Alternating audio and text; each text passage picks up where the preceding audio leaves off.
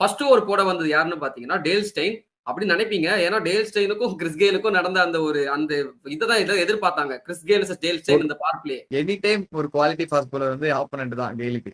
ஆமா. அந்த டைம்ல வந்து ஒரு ஆஃப் ஸ்பின்னருமே ஒரு நல்ல ஆப்போனன்ட்டா தானே இருப்பாரு. நம்ம அஸ்வின் ஐயா பார்த்தோம். அதனால வந்து எல்லா டீம்ஸுமே கொஞ்சம் ஆஃப் ஸ்பின்னர் வச்சு ட்ரை பண்ணலாம் அப்படின்னு யோசிச்சுட்டு இருந்தேன் அந்த டைம்ல. எங்க டீம்ல வேற ஆஃப் ஸ்பின்னர் இல்ல. அதனால நாங்க ஒரு ஆஃப் ஸ்பின்னர் இறக்குறோம் அப்படின்ட்டு ஒருத்தர் இறக்கிருப்பாரு குமார் சங்கக்காரா. அந்த ஆஃப் ஸ்பின்னர் யாருன்னு நீங்க கெஸ் பண்ணுங்க. டைம் கொடுக்குறோம். நீ சொல்லு ஃபர்ஸ்ட் ஹரிஷ். யாரா இருக்கும்? பார்த்தேன். நல்ல பிளேயரா? ஆமா பிளேயரு. கேமரான் வெயிட்டா? இல்ல. சரி சொல்லிடுறேன். ஓகேவா? நம்ம ஆளு ஓப்பனிங்ல 70 ரன் அடிச்சது பத்தாதுன்னு நானும் ஃபர்ஸ்ட் ஓவர் தான் போடுவேன் அப்படின்ட்டு ஃபர்ஸ்ட் ஓவர் வந்து ஷிக்கர் தவனுக்கு கொடுக்குறாரு mister Kumar Sangakkara. Off spinner தானே. ஆமா ஆமா நான் விக்கெட் எடுப்பேன் அப்படின்னு போடுறாரு. பட் அன்பார்ச்சுனேட்லி அந்த ஓவர்ல தில்ஷான் டேக் ஆன் பண்றாரு.